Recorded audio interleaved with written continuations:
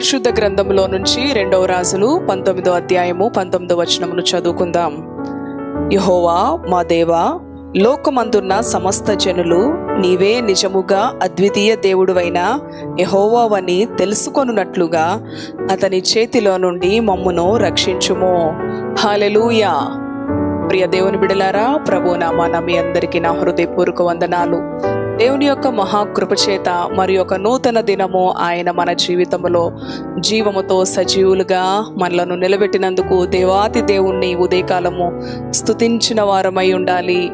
మరి యొక్క నూతనమైన వాక్కు చేత, ఆయన మాట చేత, ఆయన జీవము కలిగిన శక్తి కలిగిన వాక్కు చేత ప్రభు మనలను ఆదరించినై ఉన్నాడు, ధైర్యపరచునై ఉన్నాడు. చదువుకున్న వాక్య భాగములో 2వ రాజులు 19వ అధ్యాయము 19వ వచనంలో హిజ్కియా ఈ విధంగా ప్రార్థన చేస్తా ఉన్నాడు. దేవా, ఈ లోకములో ఉన్న మనుషులందరూ కూడా నీవే నిజమైన దేవుడు అని, అద్వితీయ దేవుడు అని తెలుసుకొనున్నట్లు అతని చేతిలో నుంచి మమ్ములను రక్షించము. ఎవరు అతను? ఒక శత్రువు రాజు, అశూరీల మరి రాజుగా, మరి ప్రియ దేవుని బిడలారా, దేవుని బిడలను హింసిస్తూ హతమారుస్తూ మరి బానిసలుగా కొనిపోబడుతూ ఉండగా దేవుని బిడ్డలు మరి భయముతో, భీతితో, ప్రాణభయముతో వారి యొక్క బలము, శక్తి చాలక దేవుని సహాయాన్ని కోరుకుంటూ ఉన్నారు.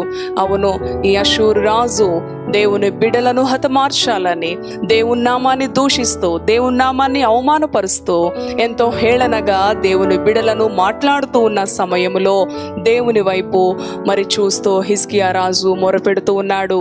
అతని చేతిలో నుంచి మమ్ములను విడిపించు.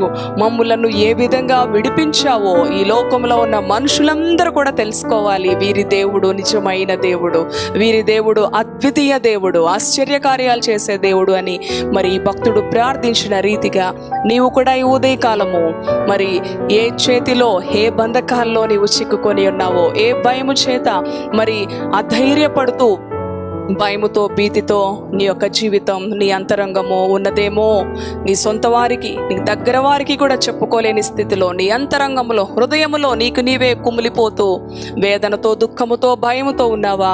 ఈ ఉదయకాలము హిజ్కియా వలె నీవు కూడా ఇటు రీతిగా ప్రార్థించినట్లయితే, విశ్వాసముతో ప్రార్థించినట్లయితే, పట్టుదలతో ప్రార్థించినట్లయితే నీ దేవుని నామానికి మహిమ కలిగే విధంగా మరి భక్తుడు అంటున్నాడు, ఈ ప్రజలందరూ కూడా నీవు నిజమైన దేవుడు అని తెలుసుకోవాలయ్యా, నీవు అద్వితీయ దేవుడు అని తెలుసుకోవాలయ్యా.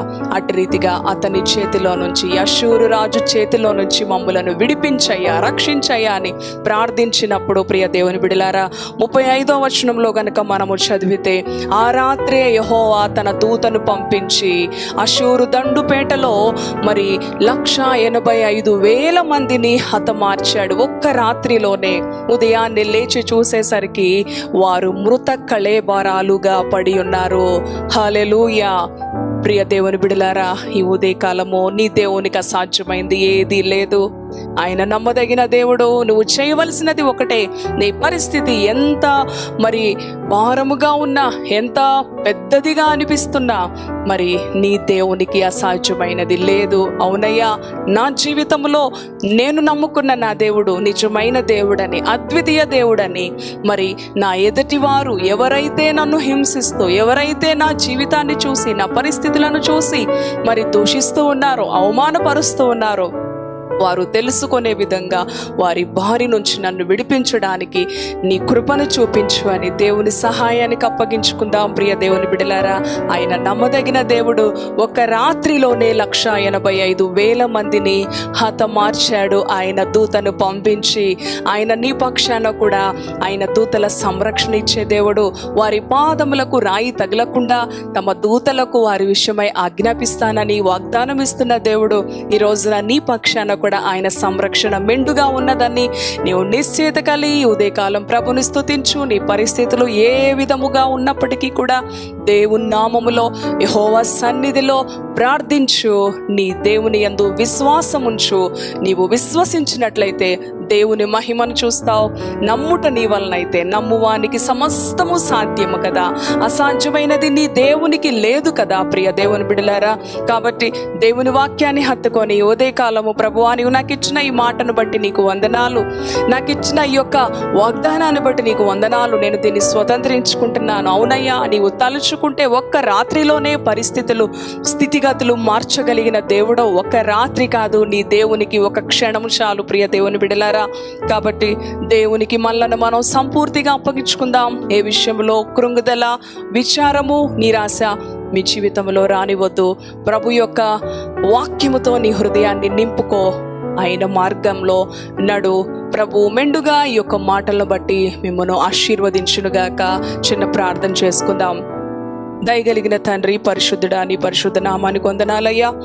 ఈ ఉదయ కాలము నీ బిడ్డలను ప్రభువా మరి యొక్క నీ శక్తి కలిగిన మాట చేత తండ్రి, హిజ్కియా రాజు అషూరు రాజైన శత్రు రాజుకి భయపడుతూ అయ్యా మమ్ములను అతని చేతిలో నుంచి ఏ విధంగా రక్షించావో ప్రజలందరూ తెలుసుకొని వీరి దేవుడు నిజ దేవుడు, అద్వితీయ దేవుడని తెలుసుకునే విధంగా మమ్ములను కాపాడు అతని చేతిలో నుంచి ప్రార్థించాడు.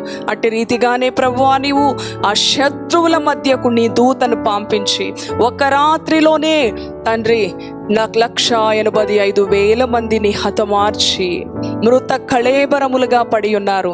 నీ బిడలకు గొప్ప జయమిచ్చిన దేవుడు, నీ బిడలను సంతోషపరిచిన దేవుడు, వారి యొక్క దుఃఖమును నాట్యంగా మార్చిన దేవుడు, వారి నిరాశను ప్రభువా నీవు తీసివేసి తండ్రి సంతోషభరితలను చేసినట్లుగా ఈ మాటలు విన్న ప్రతి బిడ్డను జ్ఞాపకం చేసుకోండి. వారి హృదయాంతరంగాలను ఎరిగిన దేవుడు ప్రభువా, కొంతమంది మనుషులకు చెప్పుకోలేని పరిస్థితులు, హృదయాంతరంగంలో వేదనతో, కృంగుదలతో, నిరాశలో, నిస్పృహలో ఉన్నారేమో. ఏ పరిస్థితులను బట్టి బిడలు చింతిస్తున్నప్పటికీ నీ మాటల చేత ధైర్యము తెచ్చుకొని ప్రభువా నీ సహాయమును పొందుకొని గొప్ప విడుదల, గొప్ప జయాన్ని పొందుకునే బిడలుగా నీకు విశ్వాసము నీ బిడలకి దయచే, నమ్మకము దయచే తండ్రి. నిన్ను హత్తుకొని జీవించే కృపను దయచేయమని, ఈ మాటలు విన్న ప్రతి బిడని దీవించమని యేసు పరిశుద్ధ నామములో ప్రార్థిస్తున్నాము తండ్రి. Amen. Praise the lord. God bless you.